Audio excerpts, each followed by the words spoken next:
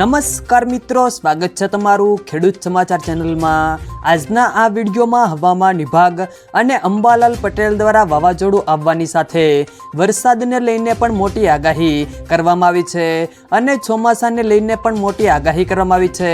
તો આ તમામ માહિતી વિશે આ વિડીયોમાં વાત કરીશું। વિડીયોમાં આગળ વધતા પહેલાં જો તમે અમારી ચેનલમાં નવા છો તો નીચે લાલ કલરનું સબસ્ક્રાઇબ બટન આપેલું છે તેને દબાવીને બાજુમાં રહેલા ઘંટી બટનને પણ દબાવી દેજો, જેથી અમારા આવનારા તમામ વિડીયોની માહિતી તમારા સુધી મળતી રહે।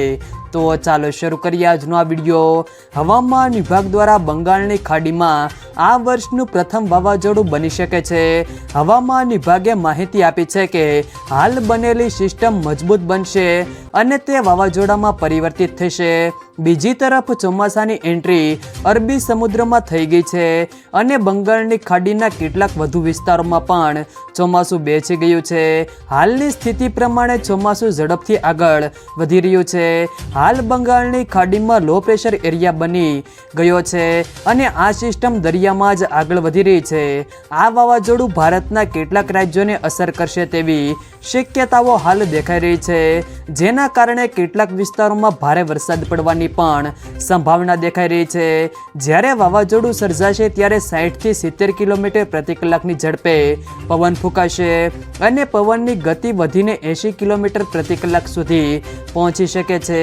26 તારીખની સવારે વાવાઝોડું વધારે મજબૂત બનશે ત્યારે પવનની ગતિ 100 થી 110 કિમી પ્રતિ કલાકની વધીને અને 120 કિમી પ્રતિ કલાક સુધી પહોંચવાની સંભાવના છે।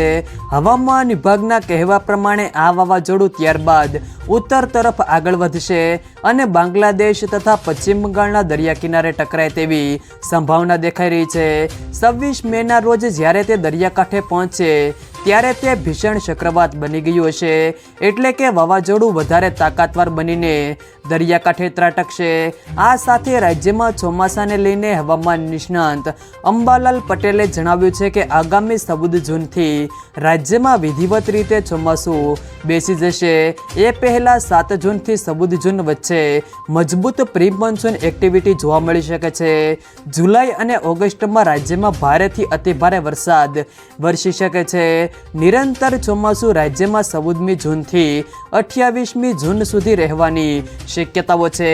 રાજ્યના અનેક વિસ્તારોમાં વરસાદની પણ શક્યતાઓ છે, ત્યારે જુલાઈ ઓગસ્ટમાં ભારે વરસાદ થશે, જ્યારે કેટલાક ભાગોમાં અતિ ભારે વરસાદ પડી શકે છે।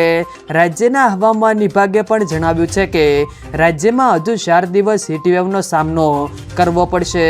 રાજ્યના 20 જિલ્લામાં હીટવેવનું ઓરેન્જ એલર્ટ જાહેર કરવામાં આવ્યું છે।